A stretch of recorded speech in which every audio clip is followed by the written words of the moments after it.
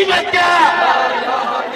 مرد مومن مرد حق، سراج الحق قدم بڑھاؤ، سراج الحق قدم بڑھاؤ، نعرہ تکبیر۔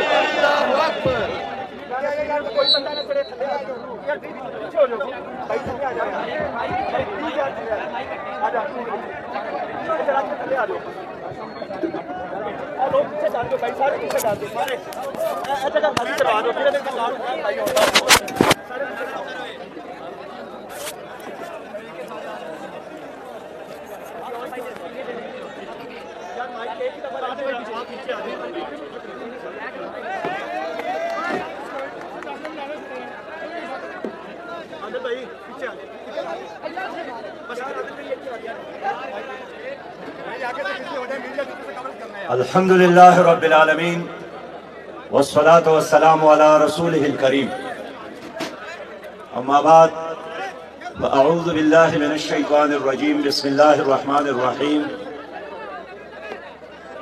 ان اللہ لا یغیر ما بقوم حتی یغیر ما بانفسہم، صدق اللہ العظیم۔ باما بالا کے پرجوش پرعزم میرے بہت ہی پیارے بھائیوں،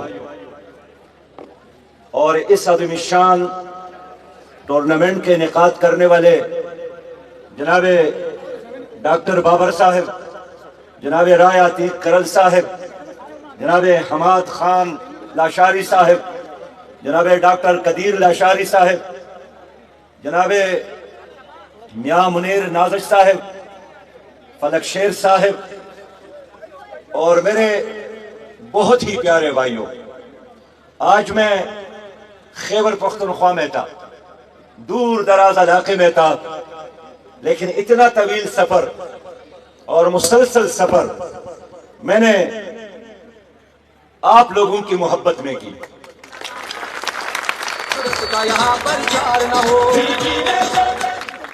اور یقیناً دل سے بات کرتا ہوں، بہت تھکاوٹ تھی، لیکن آپ کے روشن چہروں کو دیکھ کر، پرجوش نعروں کو سن کر، آپ کی اچھی قیادت کو دیکھ کر میری دن بھر کی تھکاوٹ ختم ہوئی، اور اللہ کا شکر ادا کیا کہ آج میں بہت ہی پیارے بھائیوں کے درمیان ہوں۔ میرے لوگوں، آپ سب نوجوان ہیں، اور میں نوجوانوں سے آج دل کی بات کرنا چاہتا ہوں، اور تقریر میں بھی کروں گا اور آپ کو بھی موقع دینا چاہتا ہوں۔ تو پہلا سوال یہ ہے کہ پاکستان میں انصاف ہے یا ظلم کا نظام ہے؟ پاکستان میں دیانتداری ہے یا کرپشن ہے؟ پاکستان میں روشنی ہے یا اندھیرے ہے؟ بے روزگاری ہے یا روزگار ہے؟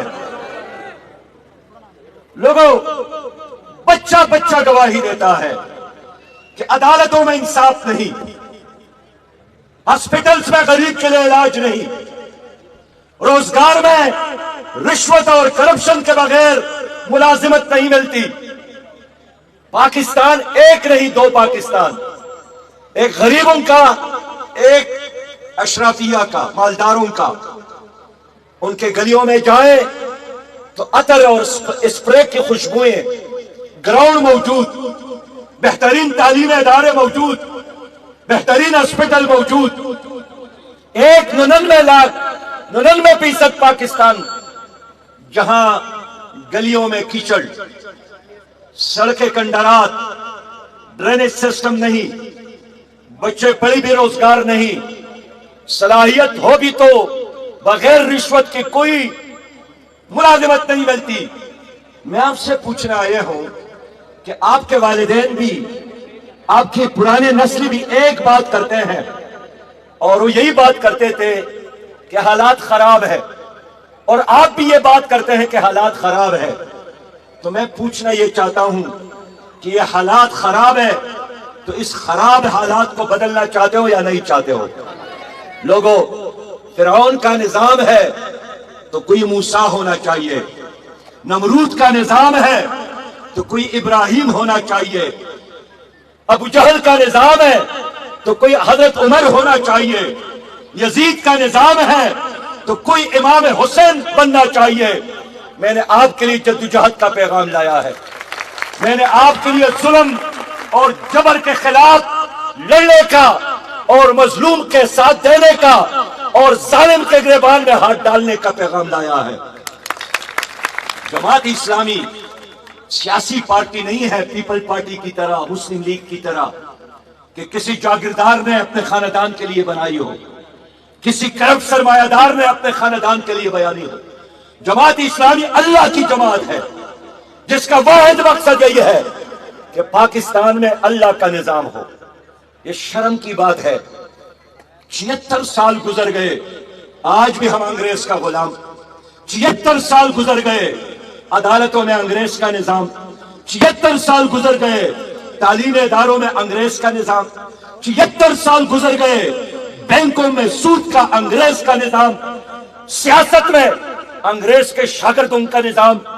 جماعت اسلامی اس نظام کو بدلنا چاہتی ہے، جماعت اسلامی اس پاکستان میں انقلاب لانا چاہتی ہے۔ دیکھو، آپ بھی دیہات کے لوگ ہیں، میں بھی پاک افغان بارڈر میں رہنے والا ایک دیہاتی سراج الحق ہوں، لیکن جماعت اسلامی نے مجھے ان دیہاتوں سے اٹھا کر صوبائی اسمبلی کا ممبر بنایا۔ جماعت اسلامی نے مجھے سینئر منسٹر بنایا، فائنانس منسٹر بنایا۔ جماعت اسلامی نے مجھے سینیٹر بنایا۔ جماعت اسلامی نے مجھے پاکستان کا امیر، جماعت اسلامی پاکستان کا امیر بنایا۔ اس لیے سرمایہ داروں کی جماعت نہیں ہے، یہ ظالم جاگیرداروں کی جماعت نہیں ہے، یہ آپ کی جماعت ہے، یہ ہر اس نوجوان کی جماعت ہے جو تبدیلی چاہتا ہے۔ اس ملک میں بار بار عوام کو دھوکہ دیا گیا۔ پیپلز پارٹی نے سوشلزم کے نام پر دھوکہ دیا، روٹی کپڑا اور مکان کے نام پر دھوکہ دیا۔